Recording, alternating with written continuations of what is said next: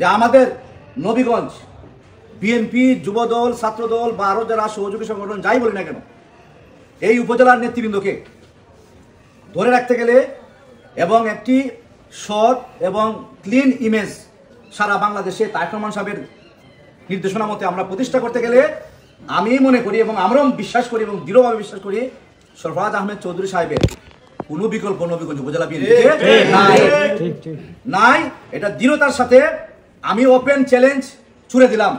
যদি কেউ চ্যালেঞ্জ নিতে চান আমি সেই চ্যালেঞ্জ গ্রহণ করব। আপনারা যুক্তি দিয়ে খণ্ডন করবেন, আমি যুক্তি দিয়ে আপনাদের সাথে খণ্ডন করার চেষ্টা করব যে উপজেলা বিএনপির 1 নম্বর ব্যক্তি হিসাবে সরফরাজ আহমেদ চৌধুরী সাহেবের যদি কেউ নবীগঞ্জে উপজেলা 923 জন আছি তো আমরা উপজেলা বিএনপির কমিটিতে ভোটার কাউন্সিলর, এরাই তো 13টা ইউনিয়ন, 13টা ইউনিয়নের মধ্যে যদি কেউ দেখাইতে পারেন যে উনার চেয়ে ভালো এবং ব্যক্তিত্ব সম্পন্ন সৎ জিয়াউর রহমান সাহেবের দল তথা ধানের শীষের প্রতি নিবেদিত ব্যক্তি যদি কেউ দেখাতে পারেন, আমি মুশাহিদ আলম মুরাদ উপজেলা যুব দলের আহ্বায়ক হিসাবে এই মুহূর্ত থেকে যদি প্রমাণতে পারেন আমি স্বেচ্ছায় আমার পদ থেকে আমি পদত্যাগ করব। দলের জন্য আমি সিরিয়াস থাকবো, কিন্তু আমি এই পদে আমি ধারণ করবো না যদি কেউ দেখাইতে পারেন। আমি চ্যালেঞ্জ দিলাম।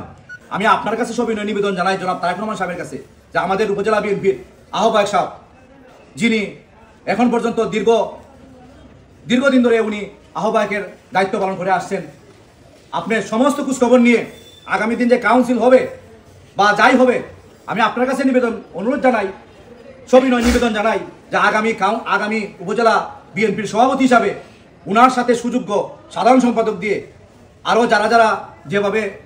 দিলে দলের জন্য আমাদের